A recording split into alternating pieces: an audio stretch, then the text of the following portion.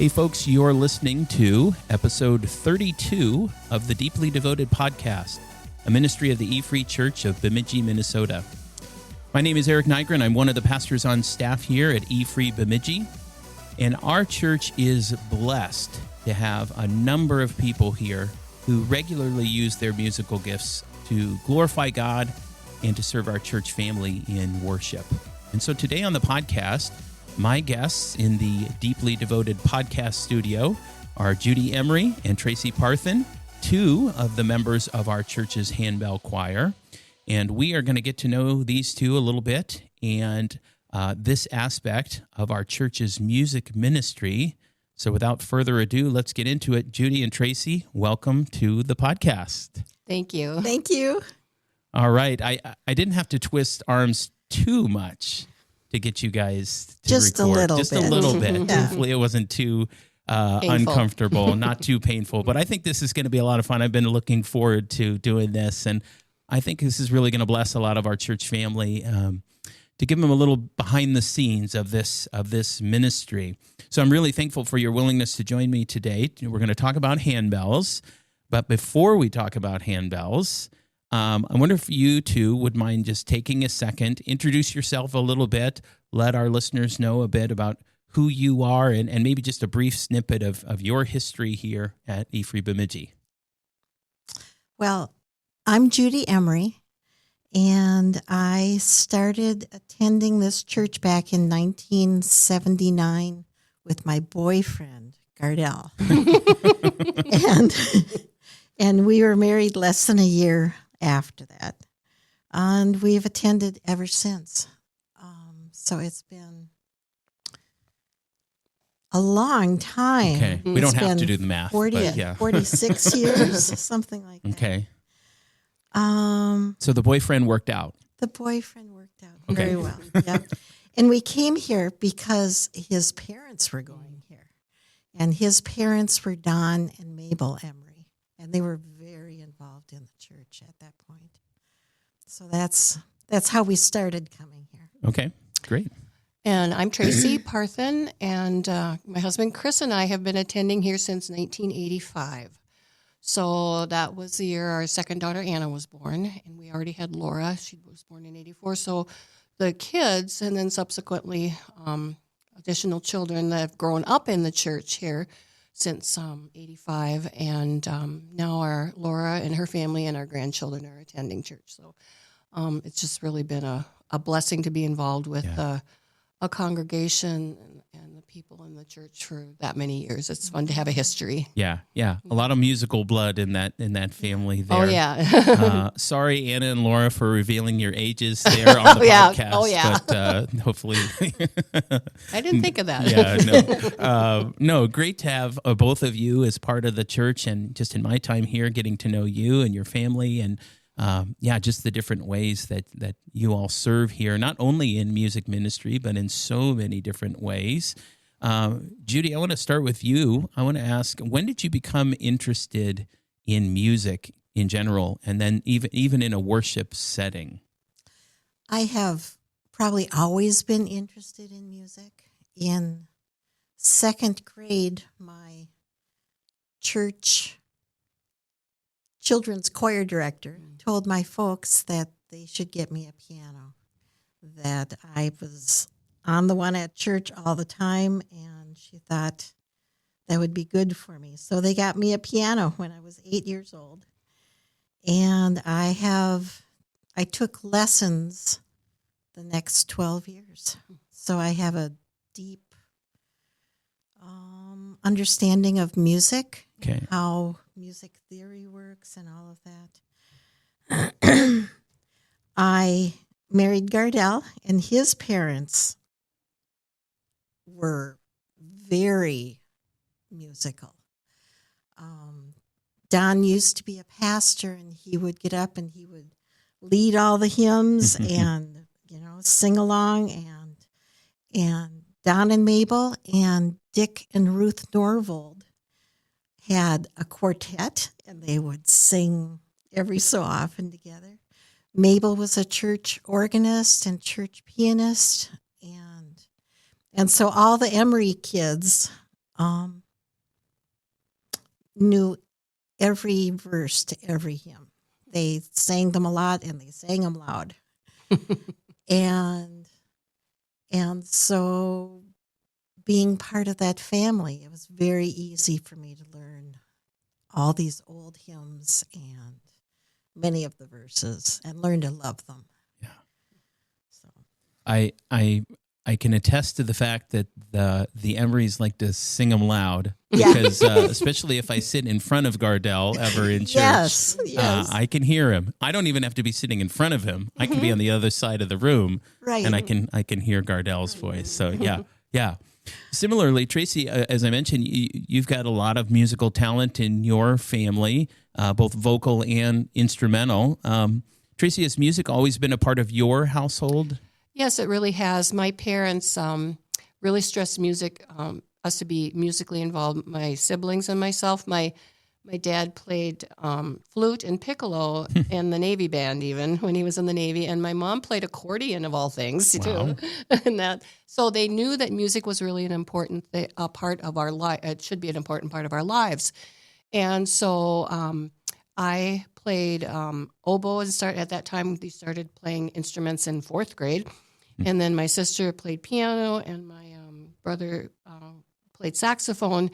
And he became so proficient. He was actually recruited. He played in the Army band in D.C. upon graduation. Oh.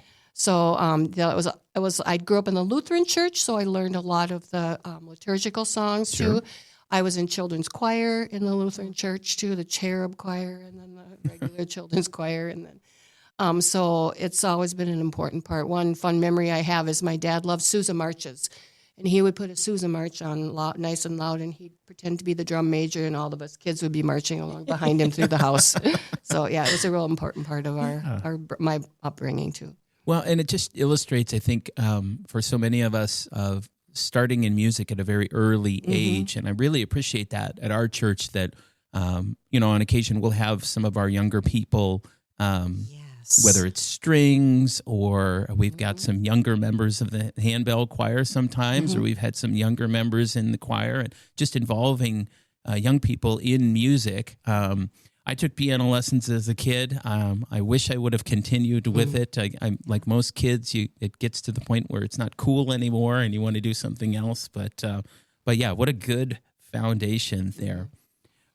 We're going to talk a little bit about our handbell ministry, and I want to start here by asking you how did you become interested in handbells? I mean, not every church does this. I've heard even a number of people that have come to our church say, I never knew such a thing existed. How'd you get interested in it? I'd like to start. Yep, please.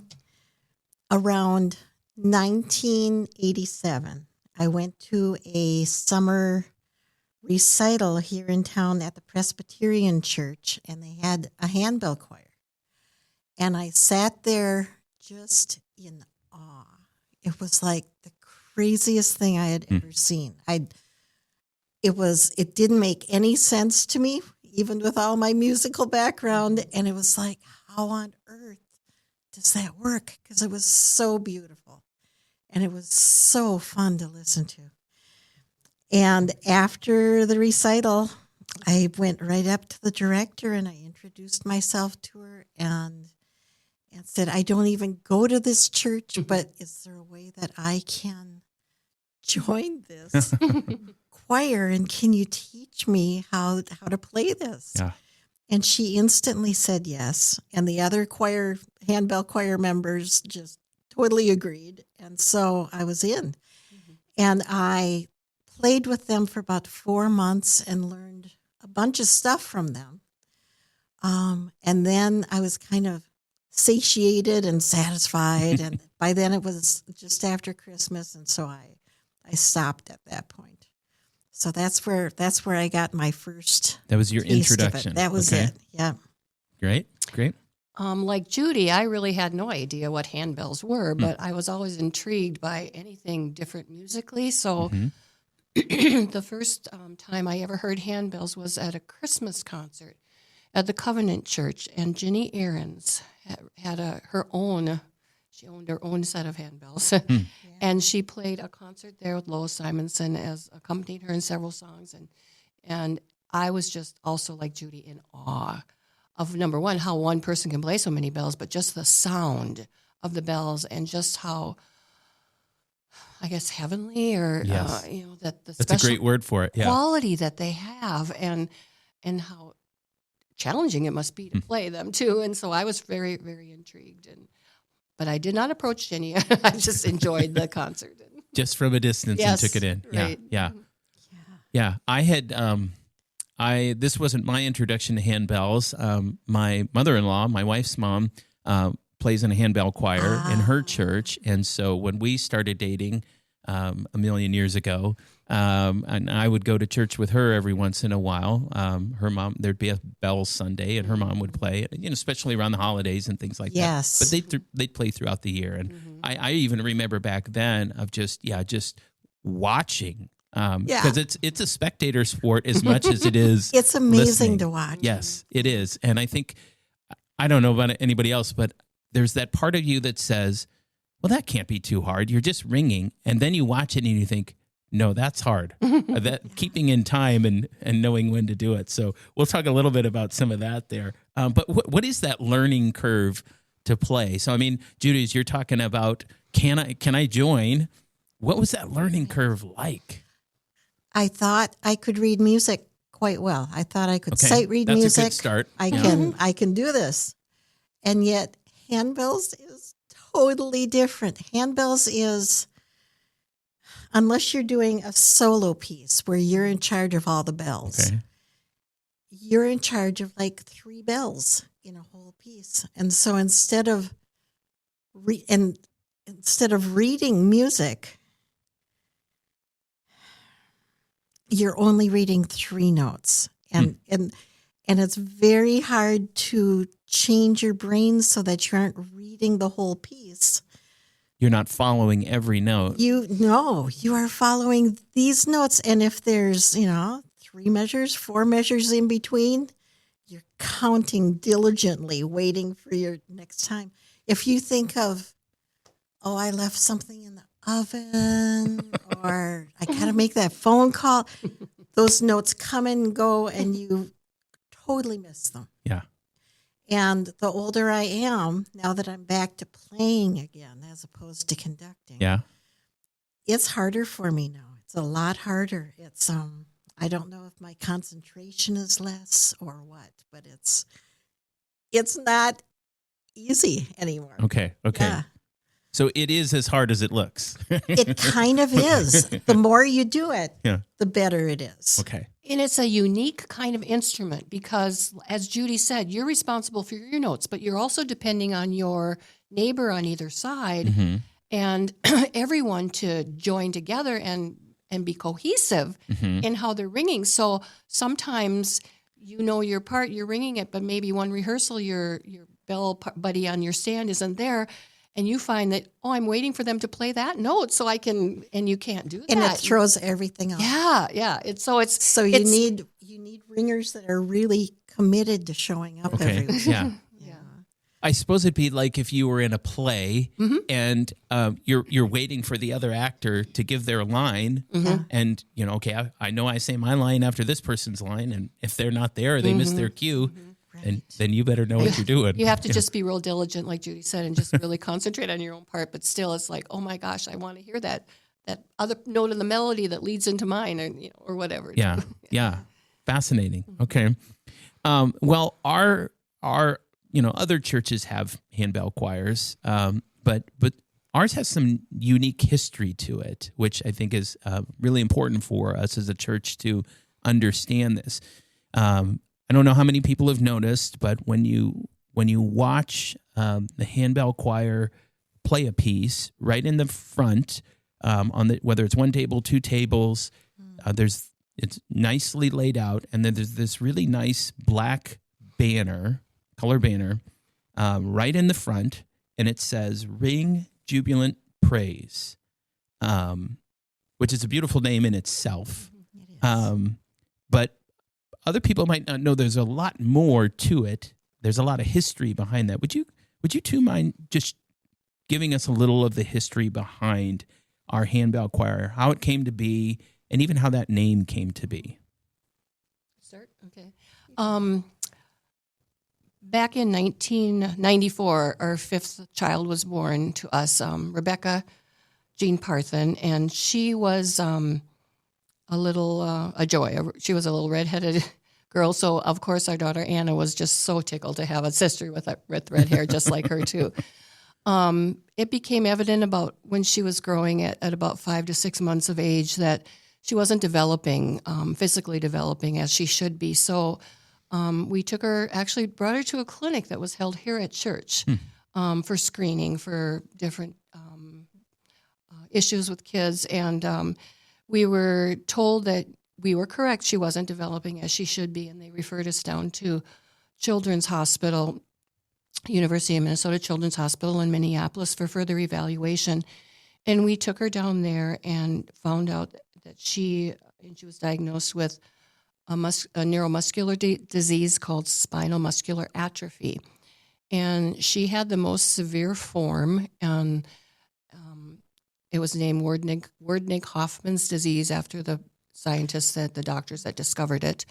But basically, it can be best described as ALS, the Lou Gehrig's disease.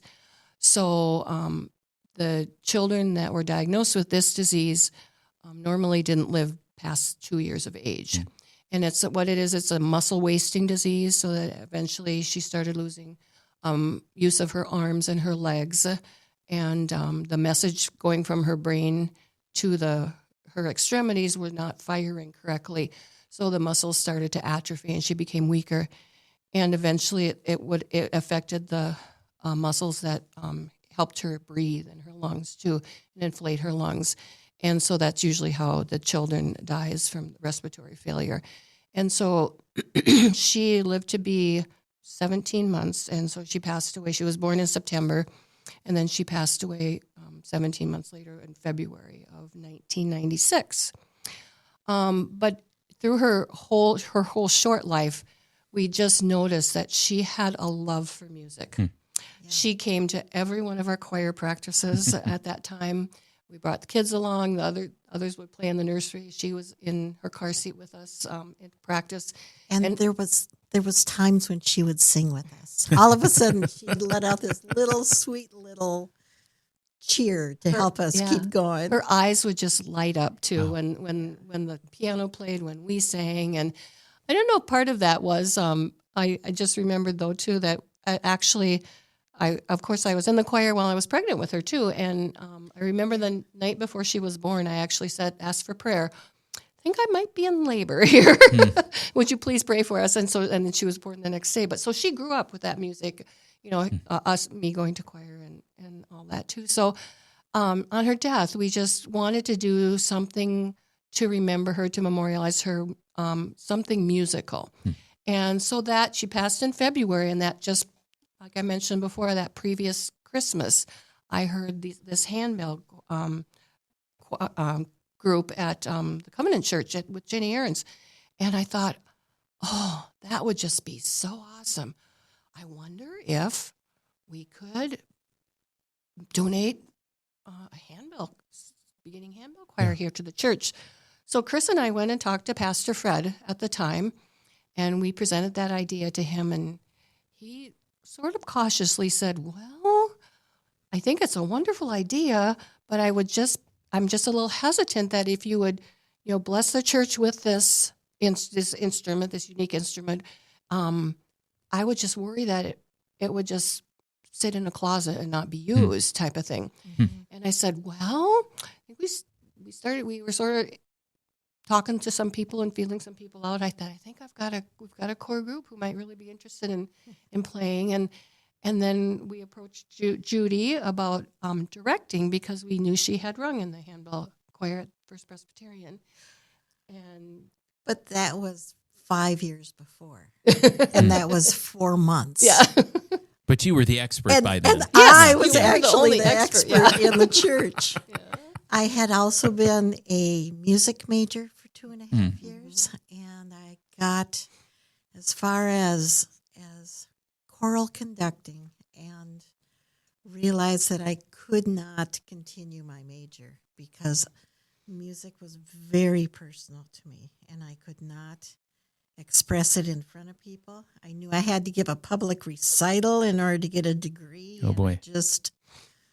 I couldn't do it. So I quit in the middle of choral conducting, and that was fine. And then Chris and Tracy asked me if I would direct a handbell group. And it was like, really, Lord? You know,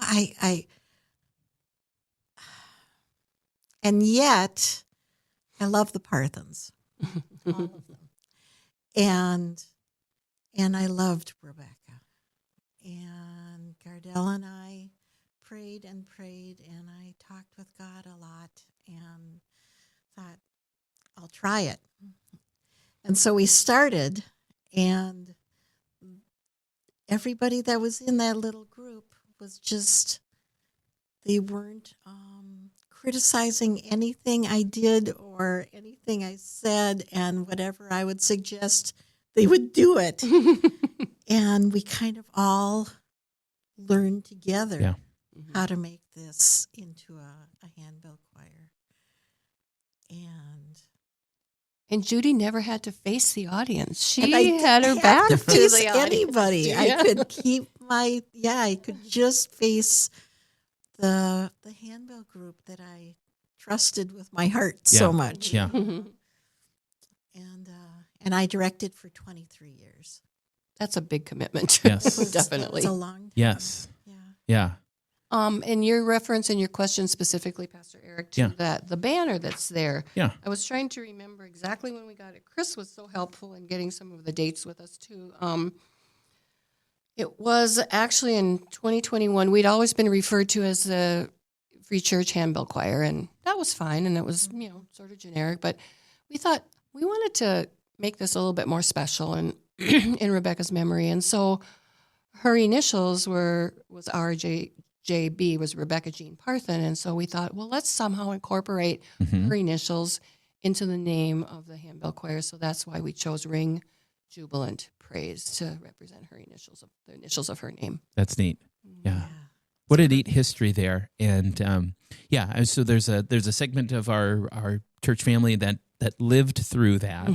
And then, just the nature of a church, there's always new people. There's people come, people go. And, unless we have a 100th anniversary kind of a thing where we share some of that history, those stories, I don't want to say they fade, but it's important to bring some of those stories out and share them because it's part of our, if I can say it this way, our family history, even if it's before my time in the family there. So thank you for sharing that. I think that gives us a really good perspective. I want to ask some kind of nitty-gritty questions. Some of these are my really curiosity questions, and I don't know if anybody else asks these. How many handbells does our church have? I counted them up, and we'll see if Tracy and I counted Agree. the same. Okay. I think we have 52. So a 4-octave set, we have a complete 4-octave set, and that's 49 bells. I did look that one up. And then we have 4 additional. Oh, there was 4 additional. 4 additional large bass bells. Okay. Okay. So it's 53. Okay. Yeah. Wow. And we did not start out with that many. I think our memorial money we donated bought us 2 octaves of handbells initially, and then the pads and the tables. And let's see, Chris documented this here. Music that they let us start with some music, some stands. It was sort of like a package deal too. Yeah. So that's what we started out with. But then everyone enjoyed the handbells so much. So over the years, people have donated money to add additional octaves. One family donated the money to purchase. We have 3 octaves of hand chimes too. Okay. And so, and either memorials from people passing or special memories of anniversaries or whatever. And it's just, I think, it just speaks about how much the ministry, the handbell ministry, has blessed people over the years. Yeah. That they want to keep it going to increase the the ability for us to continue that worship and praise. So 53 bells plus the chimes. I'm assuming we don't have 53 players, or divide that in two, or you've got two bells, so that what is that? 26. How many typical bells are used in an average piece of music? Usually, at least now, it's around 3 or 3.5 octaves. Okay. Yeah. So most of the set. Most of a set, yep, I Okay. would say so. Is there a minimum or a maximum number of people that are needed to play a piece? There's all sorts of kinds of music, and there are wonderful composers. There are whole sets of music made for 4 ringers. Okay. And those 4 ringers usually have just 2 bells, sometimes 3, but usually just 2. And there's a lot of music written for 4 ringers. Usually we used to try to get a dozen ringers, and that was about right. So anywhere from 11, we've gone up to 14. Depending on the piece, depending on how many bells. And then there are some pieces that include hand chimes and bells, too. Yes. So yeah. then you're alternating. And it depends on the skill of the ringers. Right. Mhm. Right. So, How many bells can you ring at the Yeah. he's in charge of? Yeah. It's and Tracy, I don't want to put you on the spot, but I have a memory of one time when you played like a solo piece. Mhm. And correct me if I'm wrong here. I think you had like a foot injury or something like that. Oh, yeah. I think Do I you was on a remember knee that? walker. Yeah. And you were Yeah. you were literally sliding back and forth from left to right. Yep. And I thought, I can't imagine doing this, with 2 legs to stand on. And somehow you did that. And I don't even know if you made a mistake or not. I wouldn't know if you did, but it was fascinating. So we can go solo Yep. and we can go full choir there. Okay. When we initially started ringing bells, we rang them basically through the school year, or October through May or something. Then it was all summer without bells, and it was like, I don't like Yeah, this. yeah. I want. So I started playing around and investigating how Okay. do you ring solo, Yeah. and so that fed my love for bells when the choir as a whole couldn't meet too. Yeah. Now, I think the next challenge, I'm trying to think, I think it was Laura Engelstad had showed me a video once where there was a handbell choir where they're not just picking up, putting down, they're do-si-doing around each other, and they're running. Some choirs do choreography with it too. Choreography, that's the way There to are say it. points where maybe you just need one other bell at one spot, yeah. but the people on both sides of that bell are busy with other bells. So someone that's not ringing can come up and ring that Come up bell. and grab it Yeah, and we've come up. actually Okay. done that Yeah. before Okay. too. Yeah, we have. I'll do that at some point. That'll be the Okay. secret, the last note. I'll just come up from the front row, ring the Yes. bell, sit back. No. Yes. Wouldn't that be funny?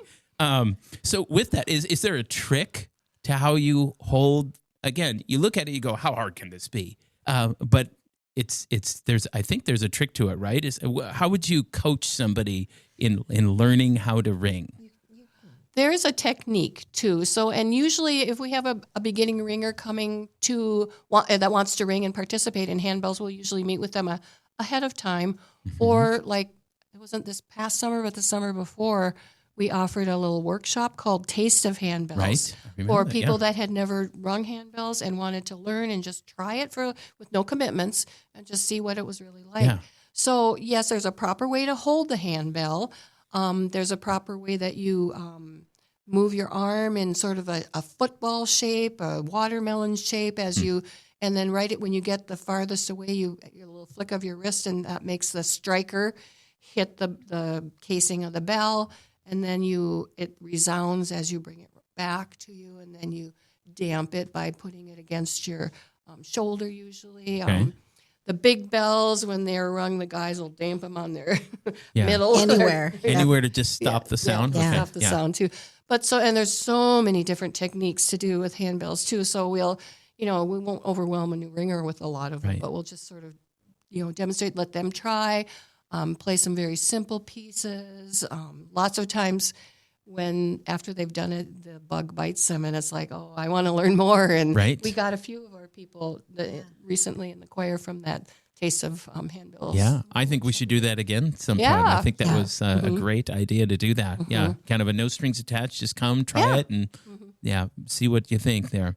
Now, I'm not even sure I know the answer to this question, and it may sound odd. Why do you wear gloves when you ring handbells? You wear gloves so that the oils from your hands do not get on the bronze, on the metal of the casting there. Because whenever you do, you're going to leave a mark. You may have very clean hands, but if you touch that, you're going to leave fingerprints on it, and it starts tarnishing. Okay. Yeah. So if they're set up in front of the sanctuary on a Sunday morning, it's a big no-no for me to come up and touch them. There's secretly people in the handbell choir watching to make sure nobody gets it. All right. Yeah. Obviously, you can pick it up by the handle, though, too. Yes, But, yes. I've also heard that sometimes the oils and the different residue on your hands can sometimes change the tones of the bells, too. Okay. Although there are some professional choirs, handbell choirs that ring without gloves, but they also have the handbell manufacturers provide them with free handbells. They don't replacements if they are. Well. And they keep them well cleaned all the time. We probably don't want to assign somebody the task of polishing every week or whatever. No. Yeah. Okay. All right. I think it's like I said, it's fun to not only listen, it's fun to watch the handbell choir, pick up, put down these various bells during a piece. Just how do you keep track of which bell is played at which time? And have you ever accidentally grabbed the wrong one? It's all practice. It's practice. It's for any time that we have rung in church. Like the last one that we just did, I think we practiced easily 5 or 6 hours just on that piece as a group. It's just practice, just knowing where you put that last bell down, and you don't. If you put it down right, you don't need to look at it. You don't have to think about it. Yeah. A lot of it is muscle memory, which is acquired through practice. But also the bells are laid out, just like the keys on a piano. Right. Yeah. So the whole notes, the flats, and the sharps, are laid out right next to the notes that they're affecting too. So if you know the keyboard on a piano, you can read music that way.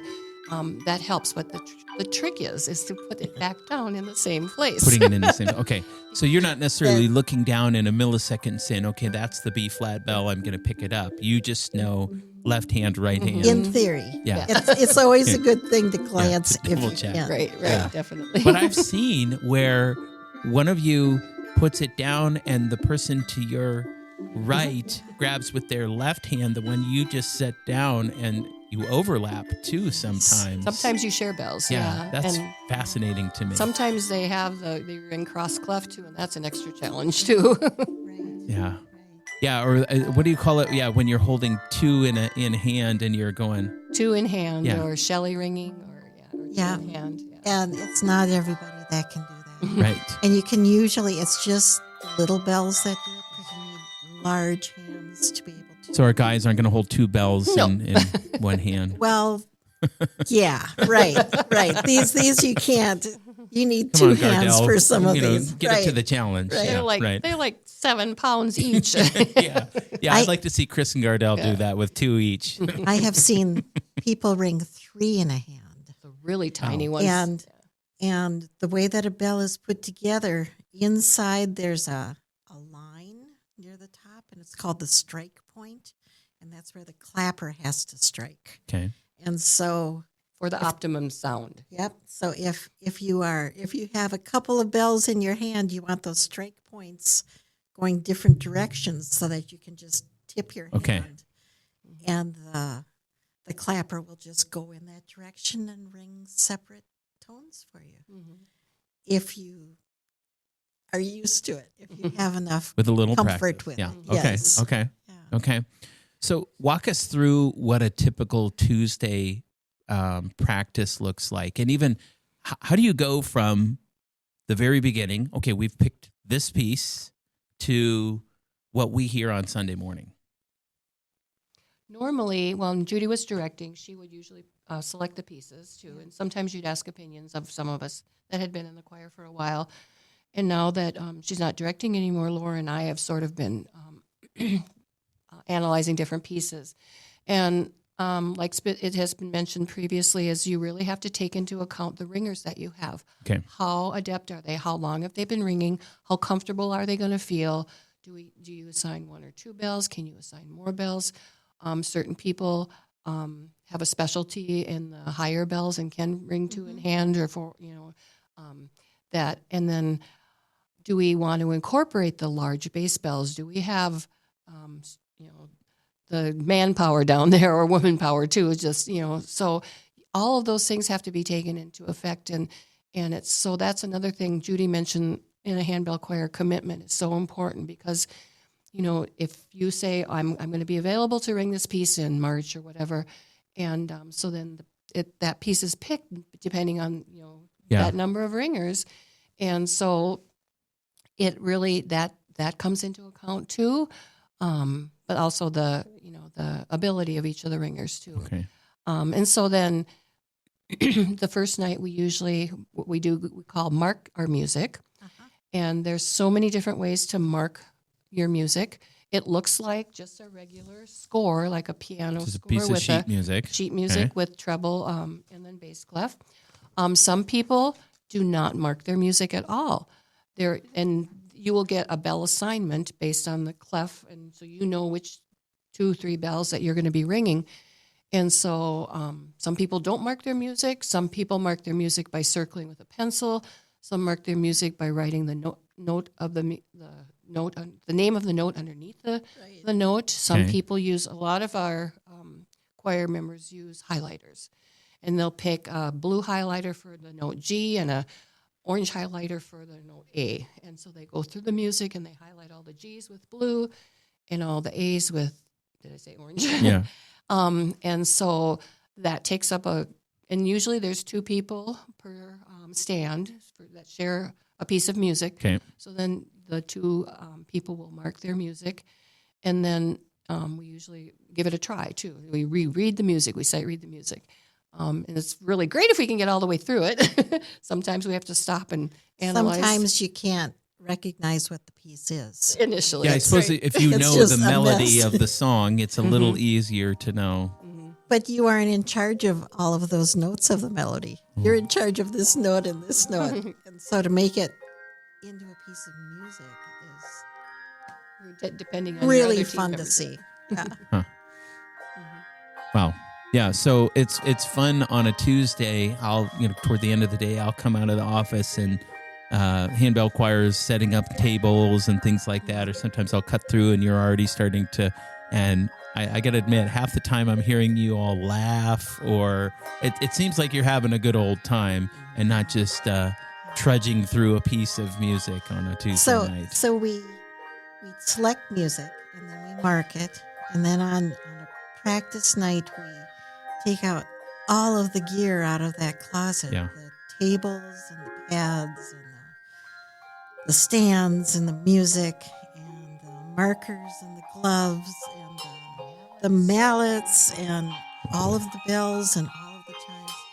And then we set up the tables and we put everything on where we need it. And we practice for about an hour. And then because we're standing that whole hour, at least some of us are. and then we put the stuff away, and someone each week brings a snack, and we sit down and have a snack together, and we share prayer requests, and this group has prayed together for 29 years. Oh. And so the core group knows each other very well. Yeah. I really look at it as a small group too. It's Okay. like another small group in our. Yeah. Yeah. So not just a music practice. Correct. It's a No. group of, yeah. We share. Yeah. A family within our church family. That's a neat picture of that. Yeah. And then some are then pulled into choir after that, and it makes for a long evening. But again, another fun group to be together with. Okay, so then we get the benefit of it on a Sunday morning, and I think about what's coming up here soon with Good Friday and Easter, and so there's got to be at least a piece or two coming up. I'm sure that you're working on. That'll be good. Yeah. I was just going to mention maybe a couple other things, other ways that we've used handbells too. We've done, I know at Easter times, previous years, we've done something called a bell tree. Oh, yeah. So it's a long wooden stick that it looks like a cross. So it's a long, and then there's a cross piece that goes across it, and you interlock on a table. You interlock the handles of the bells, and usually the smaller bells to the battery bells and bells in the middle of the octaves there, and then you weave this stick through there so that it hangs down. So you lift it up, and the bells are hanging down, interlocked with the handle, so they're not really moving a lot. But then you have a mallet, and you ring it like a what's the instrument that in a band, a xylophone or something? Yeah. A handheld xylophone, like they use for in a marching band or something. And then you can ring the bells with One that person can do it. Yeah. Okay. One person That's can gonna bring get the heavy, whole though, melody. after. It is. Yep. There's also stands that we have one, don't we? Or do you guys have one? There is a stand that's here in the church somewhere, I think, where you can just hang them from that stand. Okay. Yeah. And then you're Ring them that way. ringing them that way with the mallet.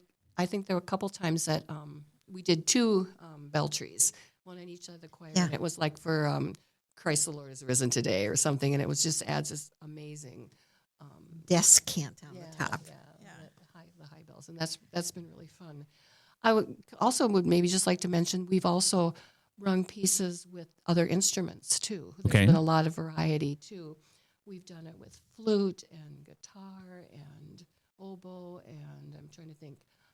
Help me out, Judy. Cello and violin.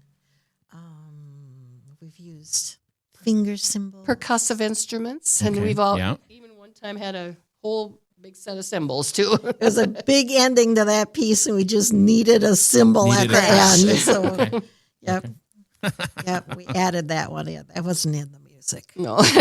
Sometimes the directors can use their own discretion in it. That's right. What else can we add to this piece? Yeah, right. Yeah. Well, and it just sounds like just as you're kind of reminiscing a little bit, I mean, you're thinking about different pieces you've done. So I know this is a hard question, but as you think back over those 29 years, is there a piece or two? I know it's always hard when it's like when you ask somebody what is your favorite book or what is your favorite movie or your favorite song. Yeah. It's hard to pick a favorite, but are there one or two pieces that you would say just kind of stand out from what you've done over the years, and maybe what made it so special? Yeah, it was hard to think about. I mean, there's a lot of music that we have rung. The piece that when it hit me, it was like, oh yeah, that's the one. And it's on the song "Fairest Lord Jesus," and it's called "Meditation on Beautiful Savior." And this piece is just 3 verses, and it was written in dedication to a handbell ringer who had died. And someone else, I don't know if it was their director, someone in that handbell choir wrote this. And it's like the first verse is calm and normal and everything is okay. And it's in a major key. And then the second verse switches over to minor. And the ringer who had died had been sick for a while. And this is the struggles that she went through while she was sick. And then, after that, there's just all of these chord changes, and it changes key, and suddenly the third verse is all, it's majestic and broad and holy and magnificent, and it's her going to heaven. And it's not a difficult piece, but it's just written so beautiful. Wow. Yeah. Yeah. Yeah. It's got a story behind it. Yeah. Okay. I was hoping to have just even guesstimated how many pieces of music we've rung over the years, but that was really close to impossible. But I know one that stuck out in my mind is "I'll Fly Away." Okay. Yeah. And again, it's talking about that, Yeah. your triumphant return to heaven, to be reunited with the Lord. We've rung everything from very traditional and pieces to the contemporary too. I know 10,000 Reasons was another real Right. favorite one, a favorite one of a lot of the people in the choir and the congregation too. But then another one was Twyla Paris's song, "How Beautiful." Okay. Yeah. And yeah. we rang that, and then it was extra special for me because Laura wanted it rung at her wedding too. Okay. So then we Yeah. rang at her wedding. And that's another thing maybe we forgot to mention too, but handbells have, besides ringing in the church, we've been asked to ring in different venues. We rang at a wedding at Oak Hills outdoor. Outdoors on a windy day. Where that was the challenge, was to try to keep our music. And we had to get rock. I kept one of the rocks with my copy of the music just to keep the pages where they were supposed. We had people that attended that wedding come up and hold it to the stand so that the ringers could keep moving along. And Wow. Yes, and we've rung at funerals. We've rung at during recitals. We've rung with the high school choir when they did their silent night on their Christmas concert. That's right. We've rung at Christmas parties for like First National Bank. We've been in Habitat for Humanity concerts, fundraising concerts. We sure were. What are some other ones? We've rung at different churches. We've brought them all the gear, loaded up in the back of people's cars, and gone to different churches and rang for their Sunday services. Yeah. It's not a small amount of gear. No, that's for sure. It's a labor of love. Yeah. Yeah. Yeah. I'm sure there's dozens of pieces, and every one of them has a story of, remember when we did this? We Remember had the occasion. We had a middle school handbell choir, and we went for the what is it called? EFC districts. Oh yeah, Districts. I heard this. Yeah, okay. Districts over in Duluth. Yeah. And we played at the deck, and we got up there, and they had this giant jumbotron screen, and that was fun and terrifying, and the girls did so good. We had 6 ringers up there, and they rang just beautifully. And so they were all middle school students? Yeah. Okay. Yeah. And I just kept thinking, how many churches have never heard this before? Yeah. Oh yeah. And how will this affect these kids? Yeah. There was over 2,000 people out there. That auditorium. It was great fun. Huh. Yeah. What's been fun, because this has also been such a long standing ministry too, is that our children have rung in the choir now, and generationally now our grandchildren are ringing it too. So that just makes it extra special for our family. Yeah. Too. Yep. Yeah. I have to admit, I have a favorite piece. I think it might have been one of the last pieces that you directed, Judy. Do you know what it is? Do you know what I'm going to say? Yeah. It's the Holst piece. The Gustav Holst, The Planets. Yeah, but that's not what it was called. It was a piece from it, right? The melody is. Yeah. But it was also written as a hymn. Okay. And that's the title that I'm trying to remember that I can't remember. But that was beautiful. It was a beautiful arrangement. Yes. Yeah. What I remember about it is, usually I'm running around with, like a chicken with my head cut off on a Sunday morning, and I'm paying attention, but I'm not. So I, not always aware of what the piece is going to be. But it was one of those moments where the minute it started, I know this. I know this song. And it was a beautiful arrangement, and it captivated me. And it was one of those, like, I want to hear this again. And it was really, it was nice to be able to come back to the next service and hear it again. And Yeah, it was really kind of a special thing, but I want to say it was probably one of the last. I think it was. One of the last ones you directed. Yeah. Yeah. But you just can't stay away though, Judy, right? Well, I did for a while. A little I did. hiatus. I got so that I wasn't getting the joy of directing that I used to have, and it was becoming a burden, and I kind of resigned. I did resign from doing it, and I think that was in 2019, maybe. Sounds about right. And then COVID hit. Yeah. And I just didn't want to do anything at all. It affected a lot of people in a lot of ways. Yeah. And then I had cancer, and Gardell was going through things, and then things just kind of started evening out some, and I started getting more involved again. And it was like, boy, I would love to ring handbells. Yeah, it's a huge commitment. Yes. Whether you feel like it or not, you should show up. Yeah. So. Okay. And it's been different for you to ring versus direct. Hugely different. And even this last practice, it's hard for me to keep my mouth shut. If I see that something should be done in a different way. The director comes out. Yep. It does.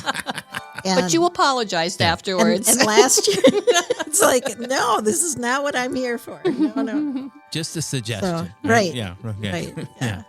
Well, hopefully, there's a level of commitment there. Hopefully this doesn't scare anyone new away. But if we do a taste of handbells, or if somebody says, I really would like to try that. Someone from either service, 8:30 or 10:45, they say, I want to try playing handbells. How would they go about getting involved? What would you recommend? I think just getting a hold of Laura or myself and letting us know that there's an interest there. So, we can certainly schedule something again for summer, but we can also meet with people individually too. We're flexible enough that both of us retired now. Of course, we're all busy with other things too, but we are flexible enough that we can meet together one-on-one with somebody because we have such a love for the ministry and for the whole aspect of ringing that we'd be glad to share with others too. Good. Would it be all right if somebody just kind of eavesdropped on a Tuesday night practice too? Sure. We would love that. Yeah. Definitely. And we have sometimes acquired ringers that way by just coming to listen. Yeah. Mm-hmm. Great. Well, this is exactly what I wanted us to do, is to just kind of unpack and explore this a little bit. Before we wrap up, anything else that either of you would like to just share about this ministry that we haven't already covered? And I think we could do a little bit of a demonstration. I think we've got some. I would love to. Okay. I just had one more thing to share, if you did, Judy. Okay. So as I mentioned that when I was pregnant with Rebecca and we're attending choir and everything too, she grew up with a lot of the music and loved music as she was with her short little life. One of the choir members, Debbie Brewer, after she passed away, wrote this beautiful article in memory of her, and I just always I haven't looked at it for a while now, but I just wanted to share this. And so this is as if it's written from Rebecca's perspective, our daughter. And he will lift you up on eagle's wings. These were the words you sang the night I came into this world. In fact, most of what I remember about this world will be the songs. You thought I didn't notice as you choked back tears to sing honor and praise to God, even on the night you learned of my terminal illness. Mom, if I could sing, I would sing to you the songs of peace, strength, and assurance that comes from God's orchestrated ability to accomplish what humans cannot understand. I would sing of my wonderful time here. I would hum the bars of contentment, pleasure, and love. Above all, love. In my short life, I heard more sounds of love and joy than many children hear in lifetimes that span most of a century. Other children will sing after me, and their songs will also be beautiful. I pray their voices will be like mine, so that you can know that I too am singing. I am singing in a wondrous choir of the children of God, whose voices can only be heard in the minds and hearts of those who loved them here on this earth. For now, you and my family must sing my song so that everyone will know of God's love and grace. And although we do not know all the notes now, I look forward to the day when we, my earthly family and my heavenly family, will be able to sing in a harmonious melody that echoes through the ages. Until that time, Mom, Dad, Laura, Anna, and Isaac, please keep my song in your heart, and please know our songs will not die. We will sing them together one day at the foot of Jesus.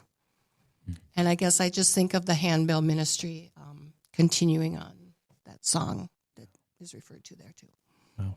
That's wonderful. Thanks for sharing that, Tracy. We have in the recording studio, Yes. we have 2 bells and we have some chimes with us. And I just wanted the church to hear the range of bells that we have. Okay. We have our lowest bell. It's a C3. And we have our highest bell, which is a G7. And Tracy, if you'll do the big one, I'll gladly do the little tiny one here.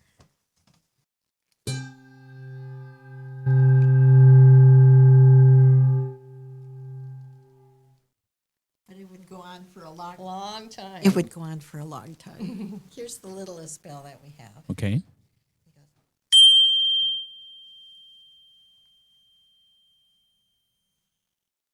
So we can, a whole arrangement with all sorts of notes in between those two.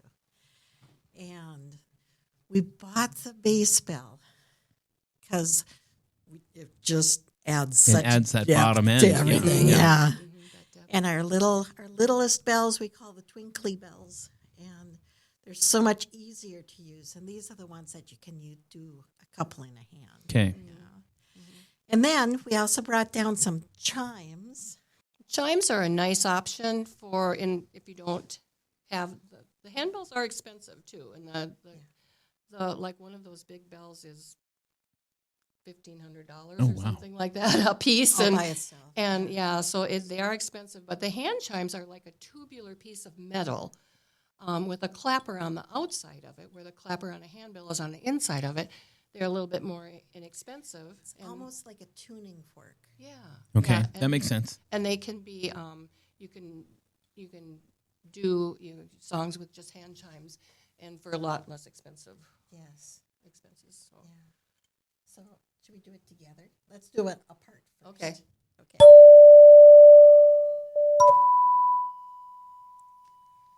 So, and the sound is just so much Yeah. flowier. It's a different sound than the bell. Yeah. Yeah. So.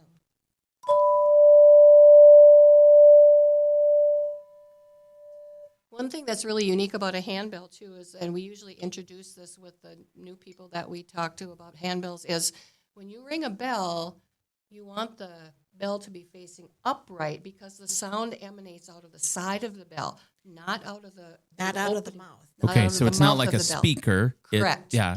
Okay, that makes sense. So you can ring a bell and you put it next to your ear and you can hear that sound with the bell pointing up. Then you turn it so the opening is pointing towards your ear. You don't hear anything. Yeah. And that's what's really sort of unique about it. Even if it's a giant bell. Okay. It's It's coming from the side. amazing. Yeah. Okay. Yeah. Well, that's fantastic. That I think that gives us a pretty comprehensive view or picture of our handbell ministry. And Good. like I said, we were praying before we recorded, and I mentioned just who knows who's going to be listening to this 50 years from now, 75 years from now, as they look back and get a little more history of our handbell choir. But I think that's going to have to. No, I don't want to quit there. I want to ask one more question. Well, can I say one more thing yeah. too? Because my husband Chris reminded me of this. Yes. He said,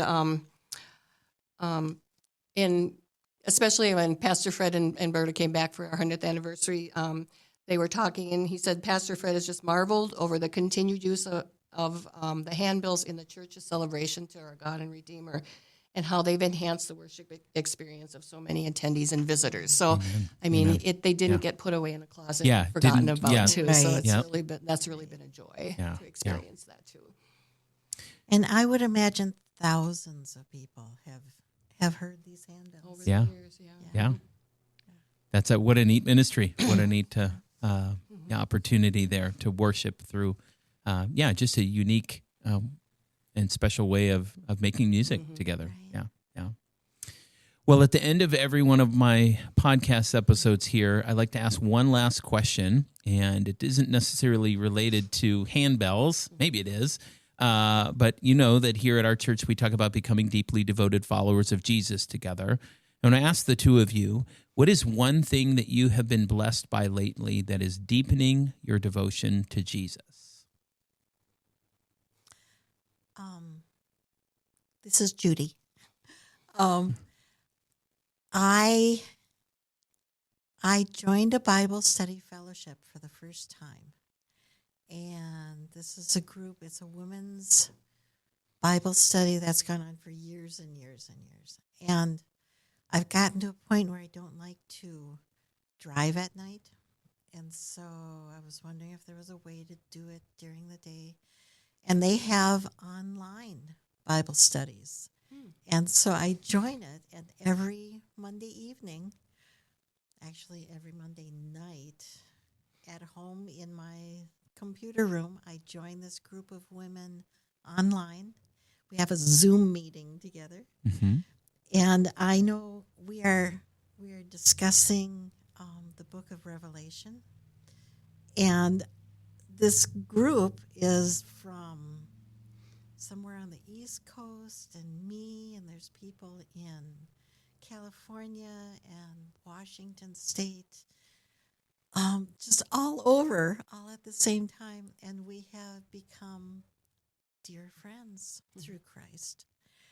And being able to meet weekly and discuss this incredible book of the Bible and to pray together has just been really encouraging to me. Wow. And without new technology, this group would have never met. Right. It's really wonderful. Yeah. What a neat way to just, to stay connected and be able to study God's Word together. Yeah. Great.